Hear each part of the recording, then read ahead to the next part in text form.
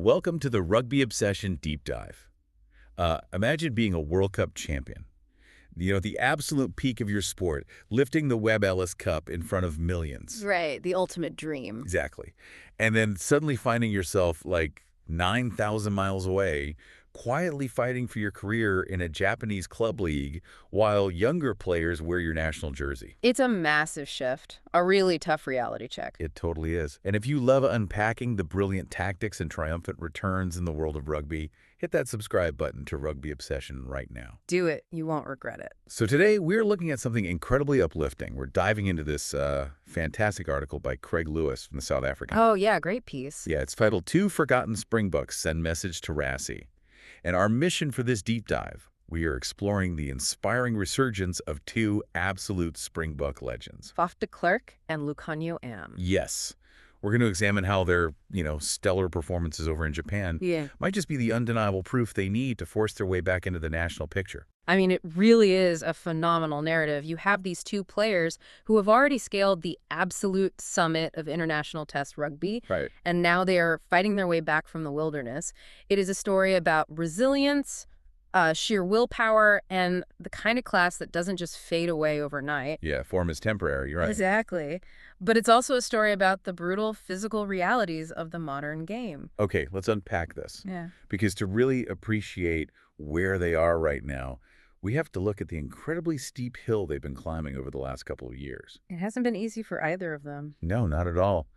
Think of it like your favorite band dropping off the charts for a while, only to quietly start writing their best album yet. We are talking about 34-year-old Faf de Klerk and 32-year-old Lukhanyo Am. Guys who completely redefine their positions globally. Totally. But the numbers from the source article paint a stark picture of how quiet things got for them. Let's look at the stats since the Springboks' last World Cup. Am has only featured in 7 tests. Wow, only 7. Yeah, he missed the entirety of last season.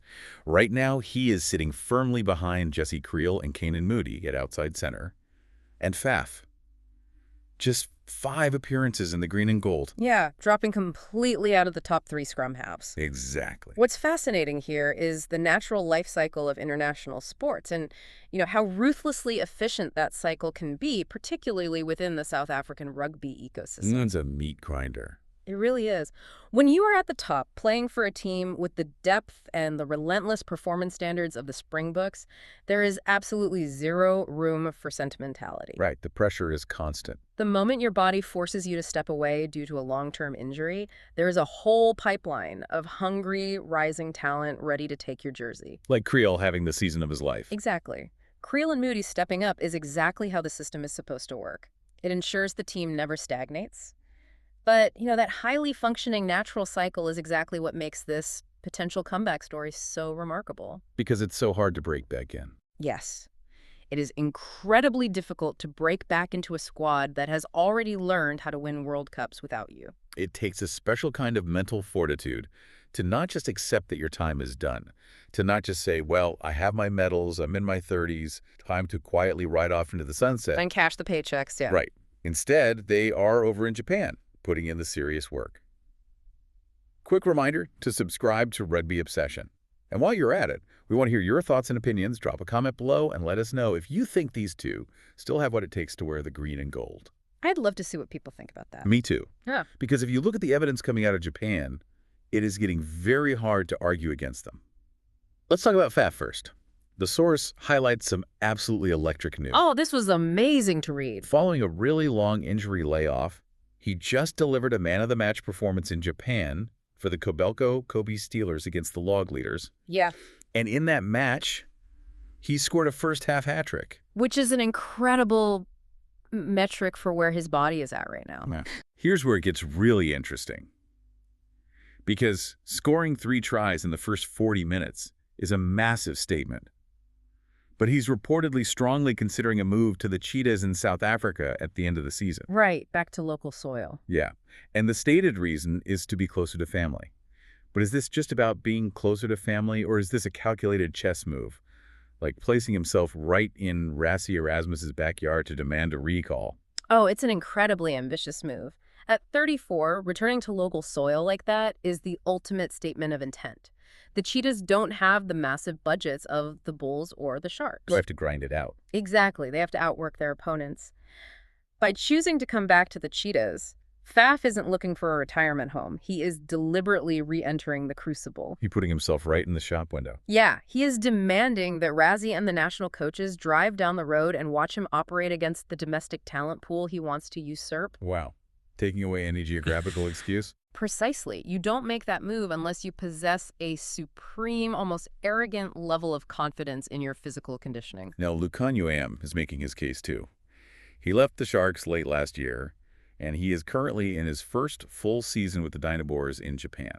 A very different kind of challenge. Yeah, the article notes the Dynabors have had a roller coaster season, but Am has become a permanent fixture and a massive stabilizing force for them. And stabilizing force is like the ultimate compliment for an outside center. You are the defensive linchpin. Right, and the footage shows his silky, smooth running and deceptive pace are fully back. He looks sharp. Which means his rehab was incredibly successful. He's got that explosive acceleration back. And if we connect this to the bigger picture, there's ultimate proof that the coaches are paying attention. The alignment camp, right. Yes. Am was recently included in the latest virtual Springbok alignment camp squad. Which is huge. It is a massive deal. Rassie Erasmus does not hand out alignment camp invites for sentimental reasons. It signals that Am physically meets the standard, and they need his elite rugby IQ absorbing the new playbook. So what does this all mean? Look at the fan reactions mentioned in the article. There is a tweet from @RuggerRugby that says, "The Lukhanyo AM resurgence is going to be so good, and I am here for it." People are definitely ready for it. They are actively excited. This raises an important question. Well, this raises an important question about age. Age is just a number. At 32 and 34, both players are proving that form may dip, but class is permanent. Rassie Erasmus and the coaching staff are clearly taking notice. They're firmly in the conversation for next year's World Cup. They absolutely are. But here's a final thought to mull over. What does the potential return of these two battle-tested veterans mean for the young, rising stars currently holding those jerseys? Oh, that's a great point. Yeah, will this renewed pressure elevate the entire squad's performance to unprecedented heights through sheer competition? Or does it risk stunting the development pipeline? It's the ultimate balancing act for a coach. What stands out to you? Let us know in the comments. We really want to read your takes on this. Absolutely. If you love this quick hit of Rugby Insight, make sure you subscribe to Rugby Obsession so you never miss an update. Thank you for listening to the Rugby Obsession Deep Dive, and we'll look forward to you listening to our next episode.